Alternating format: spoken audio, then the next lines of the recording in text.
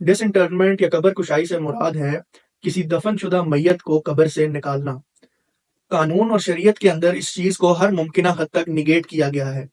लेकिन कानून के अंदर एक प्रोविज़न मौजूद है, जो किसी भी इलाके के मजिस्ट्रेट को ये इख्तियार देती है कि वो किसी भी दफनशुदा मैयत को निकाल कर दोबारा उसका मेडिकल एग्ज़ामिनेशन करवा सकता है। First of all, there are 4 reasonable grounds जिनके ऊपर कोई भी मजिस्ट्रेट ये ऑर्डर पास कर सकता है। फर्स्ट इज़ कि उस शख्स की मौत अननेचुरल कॉज़ की वजह से हुई हो। सेकेंडली, उस अननेचुरल डेथ के बाद उसको दफनाने से पहले उसका कॉज़ ऑफ डेथ मालूम ना हो सका हो, मीनिंग देयर बाय कोई पोस्टमार्टम रिपोर्ट ना बनी हो।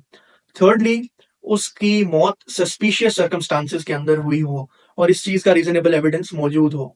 फोर्थली, अगर उस फौतशुदा शख्स की आइडेंटिटी का क्वेश्चन अराइज होता है, तब भी डिसइंटरमेंट ऑर्डर की जा सकती है। अनदर इंपॉर्टेंट क्वेश्चन इज कि कौन-कौन सा शख्स डिसइंटरमेंट की एप्लीकेशन मूव कर सकता है। So first of all, magistrate at his own accord भी डिसइंटरमेंट का ऑर्डर पास कर सकता है अगर उसके पास रीजनेबल इंफॉर्मेशन मौजूद हो। सेकेंडली, पुलिस मैजिस्ट्रेट को ये एप्लीकेशन दे सकती है फॉर डिसइंटरमेंट। थर्डली, उस डिसीज्ड के लीगल हेयर्स ये एप्लीकेशन मूव कर सकते हैं।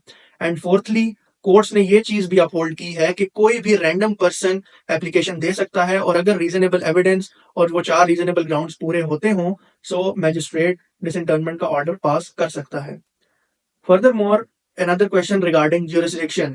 लेट्स से एक शख्स की वफात एक शहर में होती है और उसकी तदफीन दूसरे शहर में की जाती है और उसकी मौत से रिलेटेड एफआईआर या पुलिस रिपोर्ट वो एक शहर में हुई है और तदफीन दूसरे शहर में।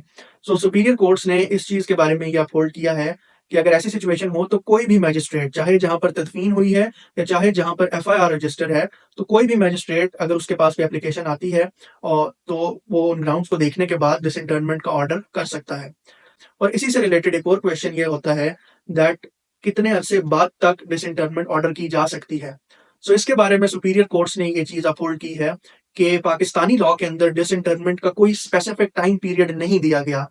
अगर डिसइंटरमेंट 10 साल के बाद भी ज़रूरी हो और अगर उस डिसइंटरमेंट से कोई लीगल आउटकम निकलती हो, सो वो डिसइंटरमेंट किसी भी अरसे के बाद की जा सकती है, प्रोवाइडेड दैट उससे कोई रीज़नेबल आउटकम निकलती हो और वो 4 रिक्वायरमेंट्स जो कि हमने शुरू में डिस्कस की, उनमें से कोई रिक्वायरमेंट पूरी होती हो। सो इन दैट केस कोई स्पेसिफिक टाइम लिमिट मौजूद नहीं है।